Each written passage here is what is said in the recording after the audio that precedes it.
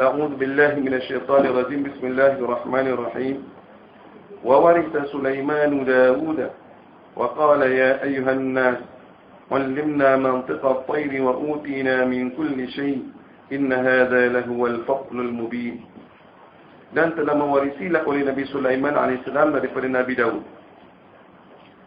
Jadi yang diwarisi oleh Nabi Sulaiman daripada bapaknya Nabi Daud AS, dia warisi kenabian, kerajaan dan ilmu.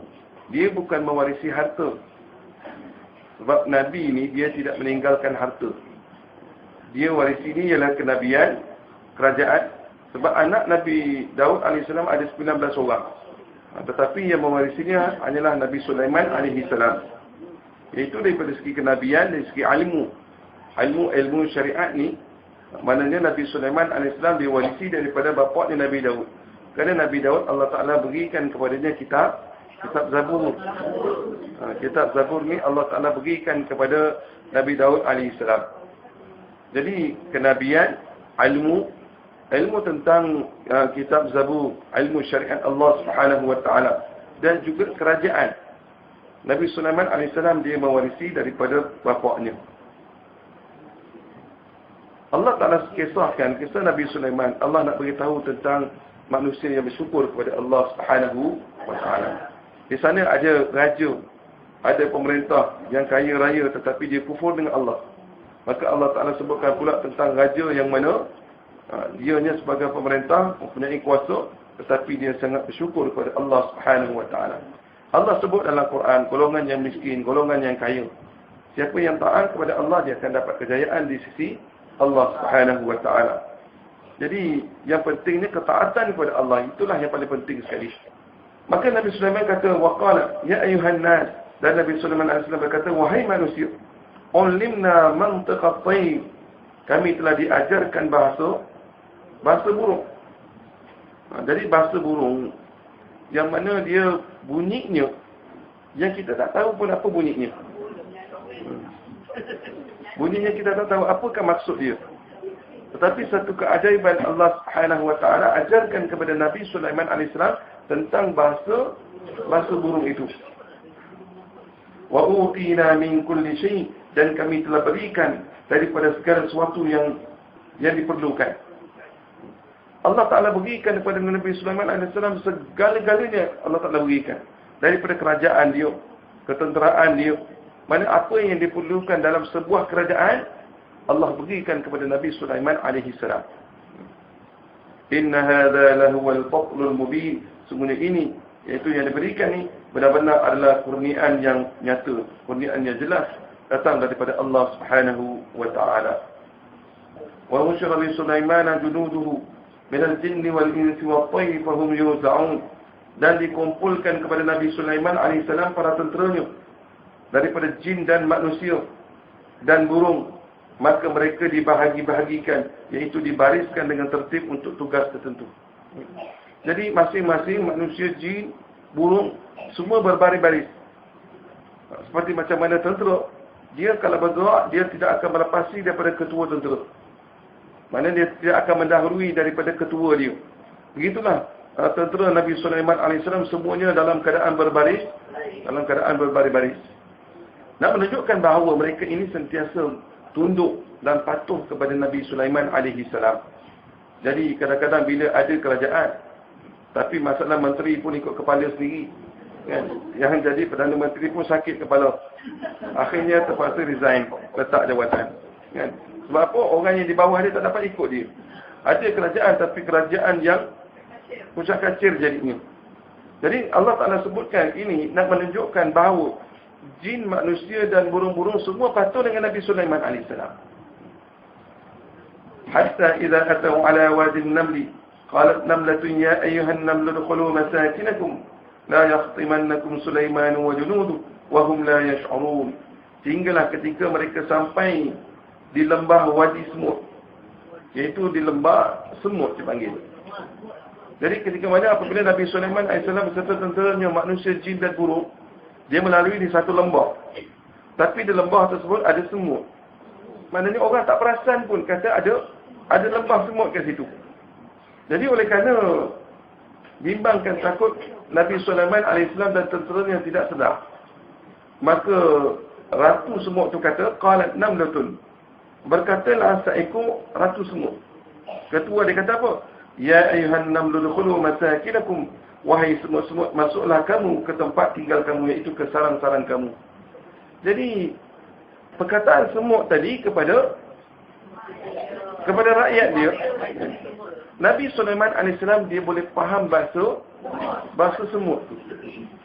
Kalau kita tengok semut tu, macam tak keluarkan suara langsung. Tak bersuara, kita tak pernah dengar. Kalau burung, kan, Nabi Sulaiman boleh faham suara burung. Suara burung memang boleh didengari. Cuma tak faham. Tapi masalah semut tu, dia keluarkan suara ke tidak? Semut dia keluarkan suara. Tapi suaranya tak dapat didengari oleh kita.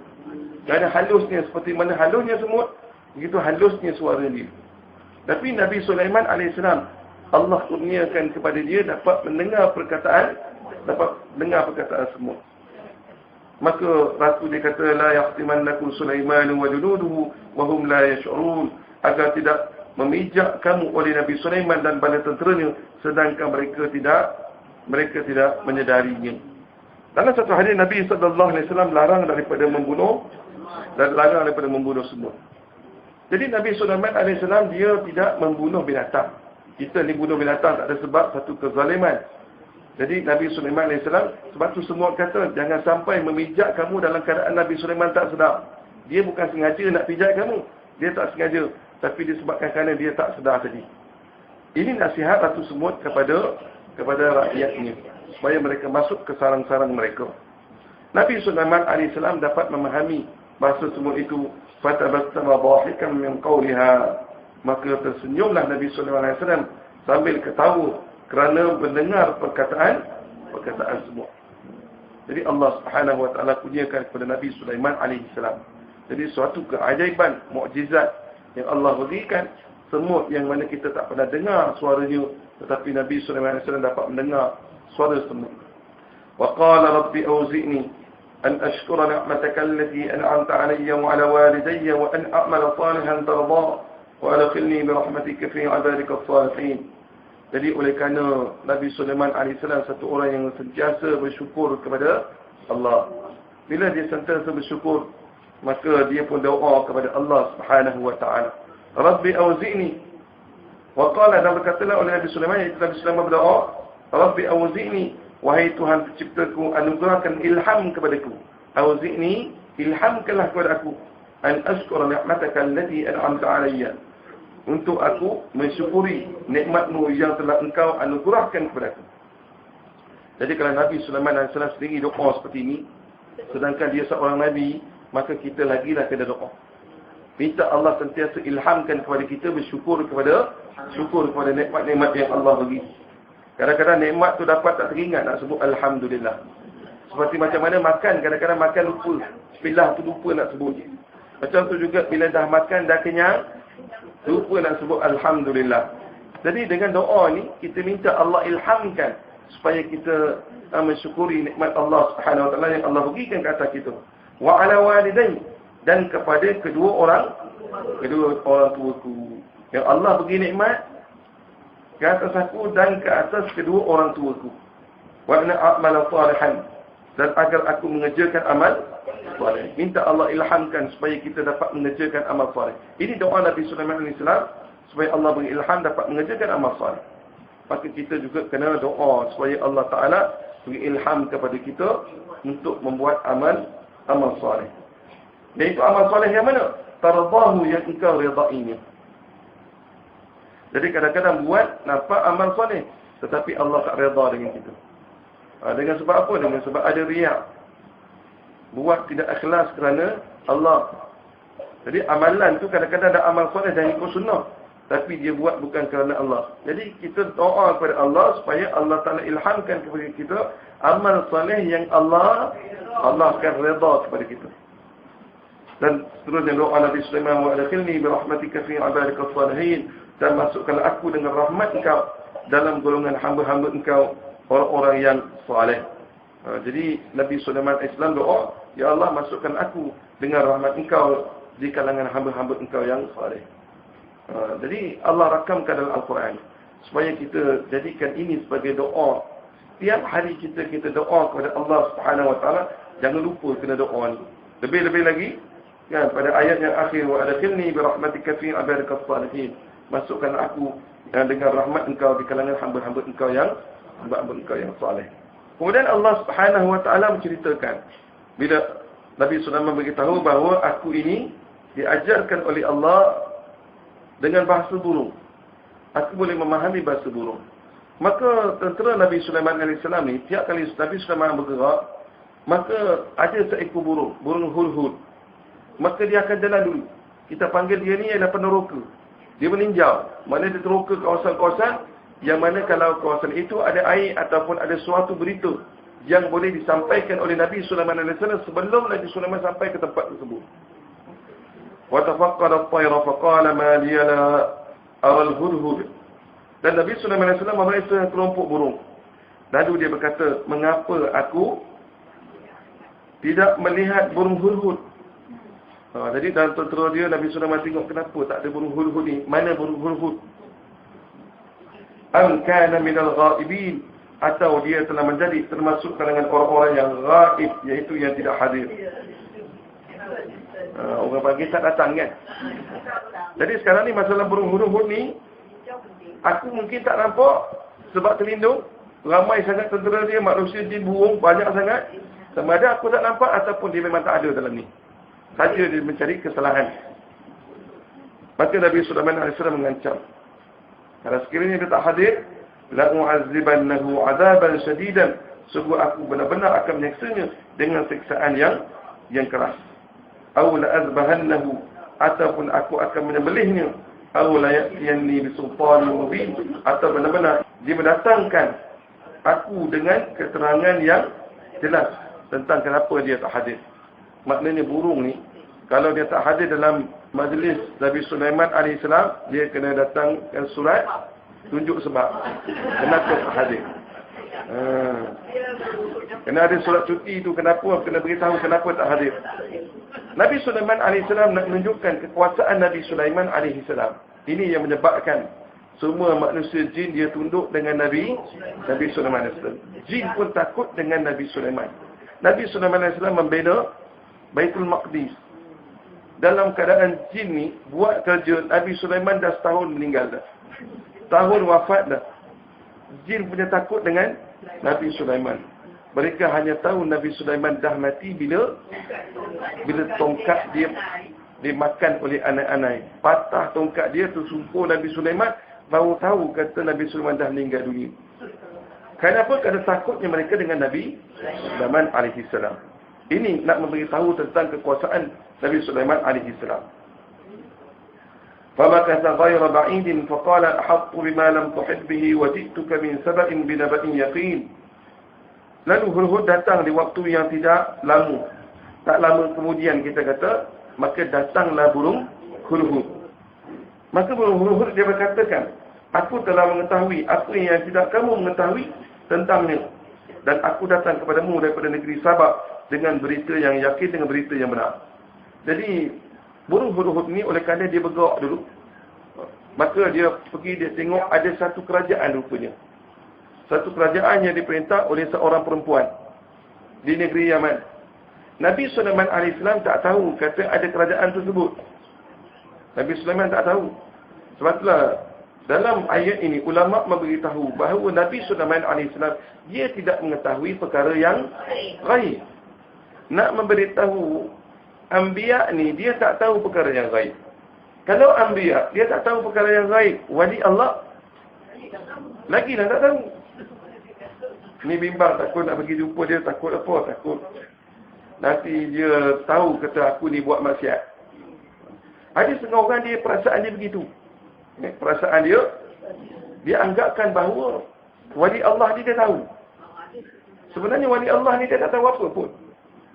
Saya baca satu kisah seorang pelakon Pakistan. Dia pelakon filem.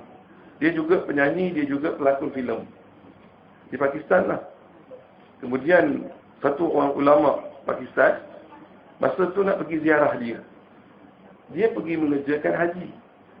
Dia ni, pelakon ni, dia pergi mengerjakan haji. Jadi, bila ulama ni datang, masa tu Imran Khan yang beritahu, sekarang ni Maulana nak datang jumpa kau. Dia bila dengar kata Maulana datang nak jumpa tu, menggeletar dia. Dia takut habislah aku, dia kata. Sebab orang tahu kata dia ni wali Allah. Jadi kemudian bila masa pertemuan, dia bagi masa setengah jam je. Nak jumpa dia tak boleh lama, setengah jam je boleh jumpa dia. Tapi bila Maulana ni datang jumpa dia, Maulana berbual dengan dia, cerita tentang pelakon-pelakon filem Hindustan. Dia punya terkejut. Maulana cerita tentang pelakon Hindustan. Selama setengah jam tu, Maulana tanya dengan dia pasal pelakon ni, pasal pelakon ni, pasal pelakon ni. Dia tak beranjak. Aku ingat Maulana tadi nak suruh aku bertaubat. Jadi ada setengah orang ni kadang-kadang dia sangka bila ulama datang, dia ingat ulama itu tahu perkara yang gaib. Sebenarnya mereka tak tahu pun perkara yang gaib. Hatta Nabi Sulaiman AS, di sana ada kerajaan yang menyembah matahari. Nabi Sulaiman tak tahu. Sedangkan betapa besarnya kerajaan Nabi Sulaiman AS. Dia ni antara yang terbesar ni kerajaan Bukhtanasar, iaitu satu orang musyrik. Dia mensyirikkan Allah. Tapi kerajaan di antara kerajaan terbesar, samalah seperti Nabi Sulaiman AS. Satu yang beriman kepada Allah, satu yang kufur dengan Allah Subhanahu wa taala. Jadi Allah Subhanahu wa taala nak beritahu dalam ayat ini bahawa Nabi ni dia tak mengetahui perkara yang gaib. Alimul ghaib fala yuzhiru ala ghaibihi ahada. Ilmu ghaib, Allah tidak menzahirkan perkara yang gaib itu kepada seorang pun. Illa man irtada min rasul, melainkan orang yang Allah redai daripada kalangan rasul. Perkara yang gaib ni Allah tak zahirkan pada satu pun, seorang pun Allah tak beritahu. Dia rahsia Allah. Melainkan rasul-rasul yang Allah redai. Jadi rasul ni kadang-kadang Allah Taala bukakan kepada mereka, Allah beritahu kepada mereka ilmu gaib. Nabi sallallahu alaihi wasallam, Allah berikan ilmu gaib sampai Nabi sallallahu alaihi wasallam dapat memberitahu tentang perkara peristiwa yang akan berlaku sampai hari kiamat. Kalau Allah tak beritahu, maka Nabi takkan tahu. Jadi inilah kadang-kadang silap faham. Nak memberitahu yang mengetahui perkara yang gaib hanyalah Allah. Nabi Sulaiman, walaupun besar pun hebat kerajaannya, tetapi Nabi Sulaiman AS dia tak mengetahui perkara yang gaib. Sebab itulah burung ini sendiri, burung hudhud dia kata apa? Faqala ahuttu bihi bima lam tuhid bihi. Aku mengetahui dengan apa yang tidak engkau mengetahui. Wajituka bisaba'in binaba'in yaqin. Aku datang kepada engkau dengan berita tentang kerajaan Sabak dengan cerita yang sebenar. Jadi burung tu sendiri beritahu, aku tahu apa yang kau tak tahu. Beritahu kepada Nabi Sulaiman AS. Dalam ayat ni lah, sebab tu ulama kupas ayat ni bab berkenaan dengan Nabi tak tahu perkara gaib. Maka cerita penjelasannya tentang kerajaan Sabak ni, maka burung ini mengatakan, inni wajadtu mar'atan tamlikuhum wa utiyat min kulli shay'in wa laha 'arsyun 'azim. Sesungguhnya aku mendapati seorang perempuan, iaitu Ratu Balqis ni, yang memerintah mereka. Dia memerintah rakyatnya. Dia dianugerahkan segala sesuatu. Tentera-tentera yang kuat. Dia ada pekerja-pekerja dia. Segala alat-alat tentera semua cukup. Sebagai satu orang pemerintah. Jadi, dia diberikan daripada setiap segala sesuatu. Walaha arsyun azim. Dan baginya singgahsana yang agung. Singgahsana dia besar. Diperbuat daripada emas. Daripada permata-permata singgahsana dia. Kita panggil singgahsana. Singgahsana ni macam mana? Yang macam baru ni, apabila di Pertuan Agong melantik Taslimah Yudin, dia duduk di atas, dia panggil duduk di atas tahta, ataupun dia panggil singgahsana. Itu yang dipanggilkan singgahsana. Jadi singgahsana Arsh yang dimiliki oleh Balqis ni sangat besar, dan dia diperbuat daripada emas, dan dia disalut dengan permata-permata. Maksud yang paling penting sekali yang nak disampaikan oleh burung ini, yang ini dari segi kekayaan tak apalah, tapi yang paling penting sekali, wajadtuha wa qauma yasjuduna lisyamsi min dunillah, dan aku mendapati dia dan kaumnya mereka menyembah kepada matahari selain daripada Allah Subhanahu wa taala. Jadi mereka ni agama Majusi. Jadi mereka ni menyembah matahari. Kerajaannya hebat, tetapi sayangnya mereka menyembah matahari. Allah Subhanahu wa taala utus rasul, maksudnya ialah untuk mengajak manusia kepada Allah. Cuma burung ni nak beritahu kepada Nabi Sulaiman AS, di sana ada kerajaan yang Nabi Sulaiman tak tahu. Kerajaan di sana, rajanya, pemaisurinya, dia punya rakyat dia semua menyembah matahari. Disembah selain daripada Allah. Wa zajjalahum asy-syaitanu a'malahum, dan telah menghiasi, menjadikan indah bagi mereka oleh syaitan perbuatan-perbuatan buruk mereka. Perbuatan buruk itu syaitan menjadikan perbuatan itu perbuatan yang baik. Jadi orang kafir ni, dia buat perbuatan buruk, dia akan kata semuanya baik. Kita tanya dengan dia minum arak bagus.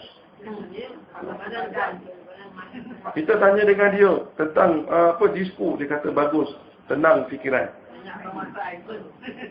Jadi segala perkara-perkara yang buruk ni, syaitan akan hiasi nampak baik. Mereka penipu, pembohong, pun mereka rasa pembohongan mereka itu satu perkara kebaikan. Lepas tu kalau kita pergi kedai Cina, kita tanya dengan dia, ni berapa ringgit, RM10? Boleh kurang tak? Saya beli pun RM10. Saya jual RM10, saya tak ada untung. Memang ada bohong bulat-bulat tu pun boleh bohong lagi. Satu sen pun tak untung. Betul-betul kaki penipu. Hari ni tu kebanyakan kita ni kena tipu dengan orang. Kena tipu dengan orang kafir kebanyakan. Jadi orang kafir ni, Allah hiasi kepada mereka. Syaitan telah menghiasi segala amalan buruk mereka itu adalah baik. Mereka tak nampak amalan buruk mereka itu salah. Fasaddahum 'anis sabil. Lalu syaitan menghalangi mereka daripada jalan petunjuk. Dengan sebab apabila syaitan telah menghiasi amalan buruk mereka jadi baik, ini yang menyebabkan mereka terhalang daripada jalan Allah Subhanahu wa taala.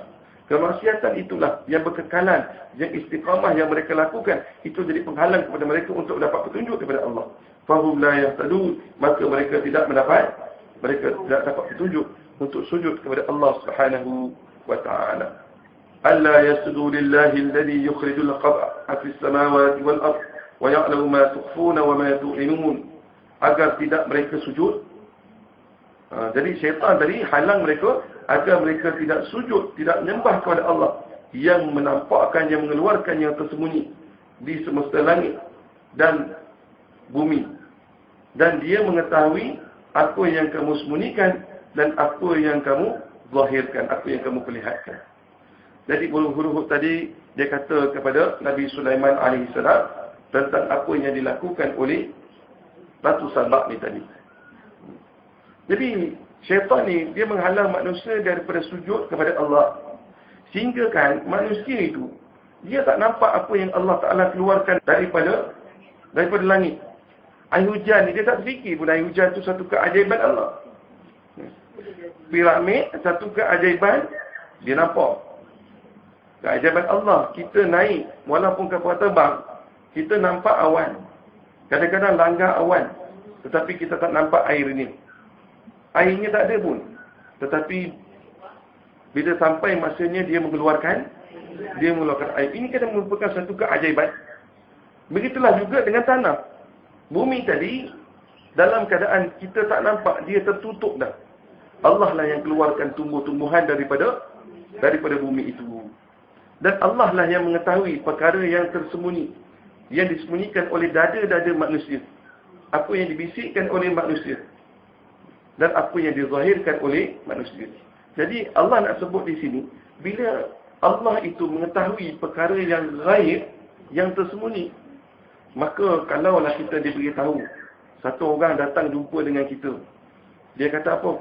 Engkau tadi makan kat rumah tadi, engkau makan benda ni, engkau makan. Dalam peti ais kau ada barang sekian. Dia beritahu segala benda. Tadi ni, sebelum kau datang tadi, kau nak cakap dengan aku sekian. Maka kita akan rasa dia hebat. Sebab itulah para sahabat Nabi SAW, kadang-kadang sebelum sampai kepada Nabi tu beritahu apa niat dia. Sebab tu mereka yakin Nabi adalah seorang Rasul yang benar. Yang betul. Sebab apa? Bila tiap kali mereka sampai, tak sempat mereka buka mulut beritahu pada Nabi. Nabi dah beritahu dah. Jadi kalau kita orang yang seperti itu boleh beritahu kepada kita, maka kita akan anggap hebatnya orang ni. Kan? Dia satu orang yang luar biasa.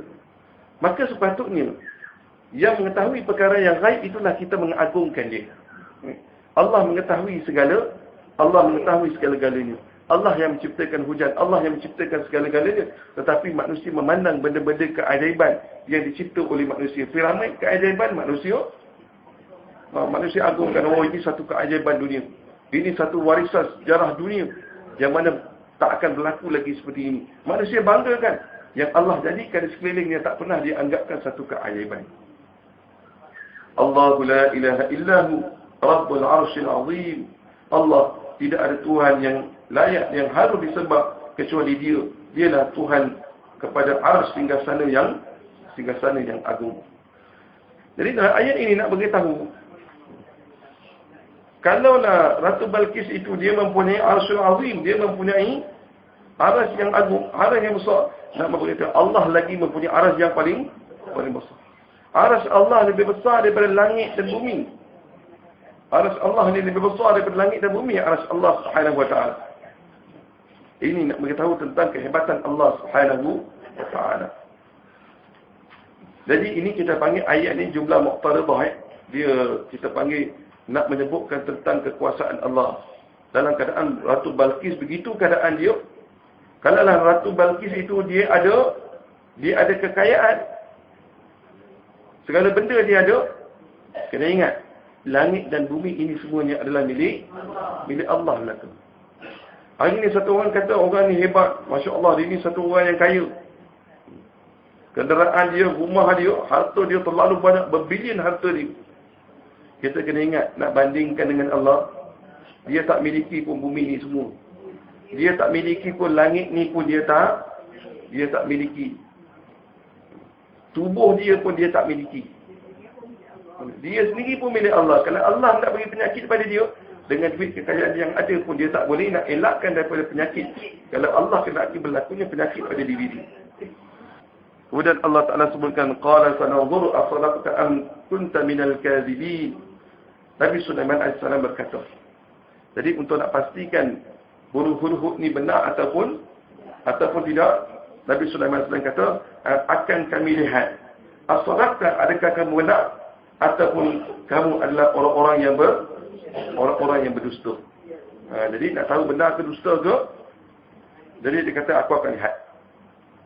Maknanya kena periksa. Jadi kita ni kadang-kadang semua berita kita main ambil bulat-bulat. Jadi berita ni kena ada sahih dia. Jadi dalam masa seminggu ni banyak berita-berita bohong pun banyak. Paling banyak dalam tempoh seminggu ni paling banyak sekali berita bohong. Sana sebar, sini sebar.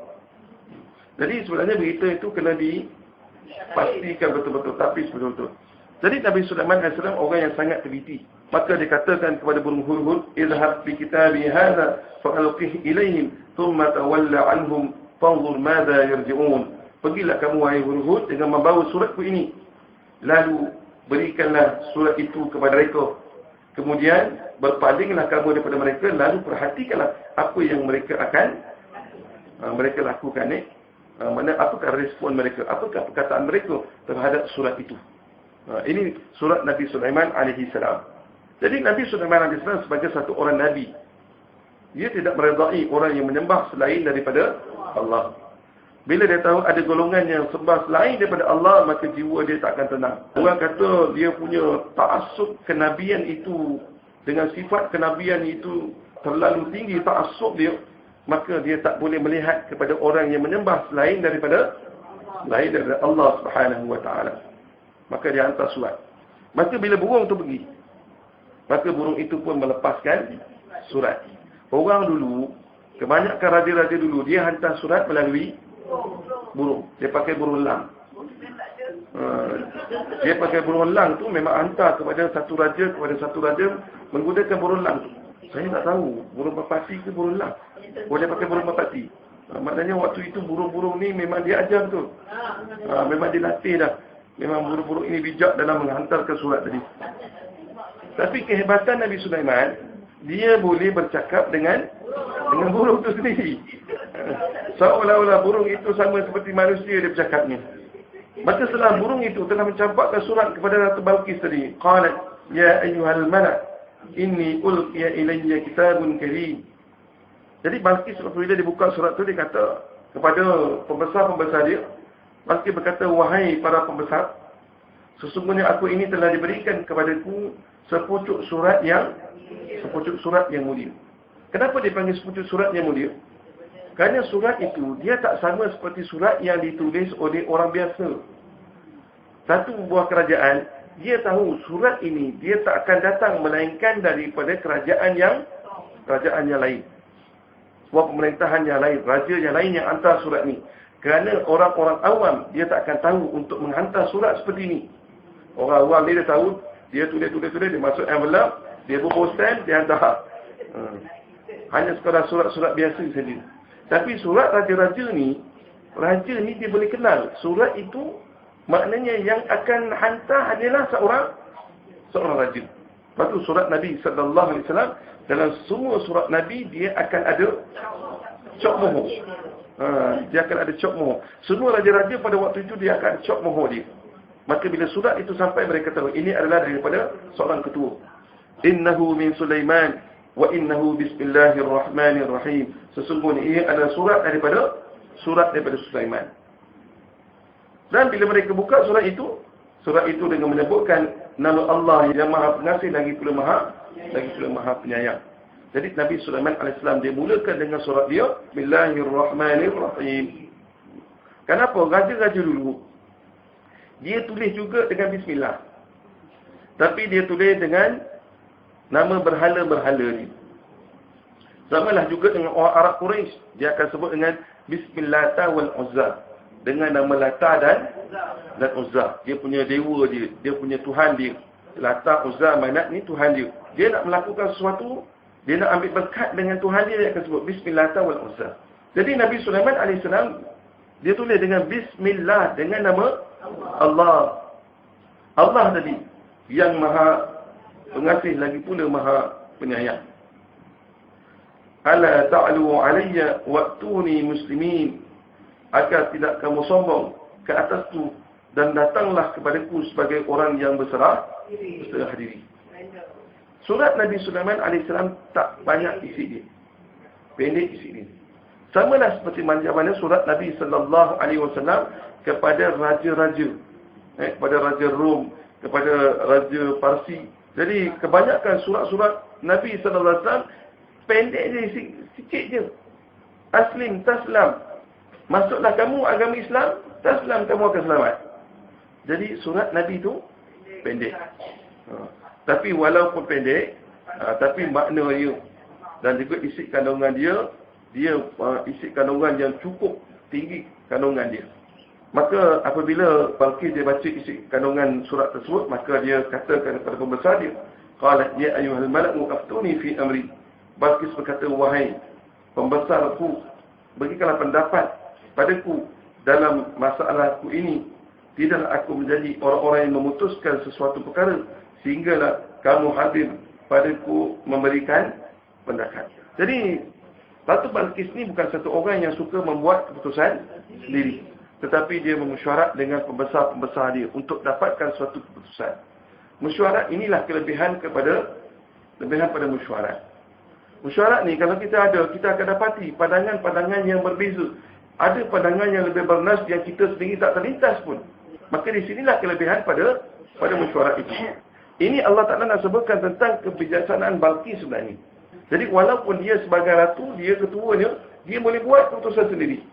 Tapi dia memesyuarat dengan pembesar-pembesar dia untuk dapatkan satu keputusan. Sebab tu dia kata, ma kuntu qati'atan amran hatta tashhadun. Mana tidak aku akan menjadi orang yang memutuskan suatu perkara sehinggalah kamu hadir padaku dalam memberikan pendapat.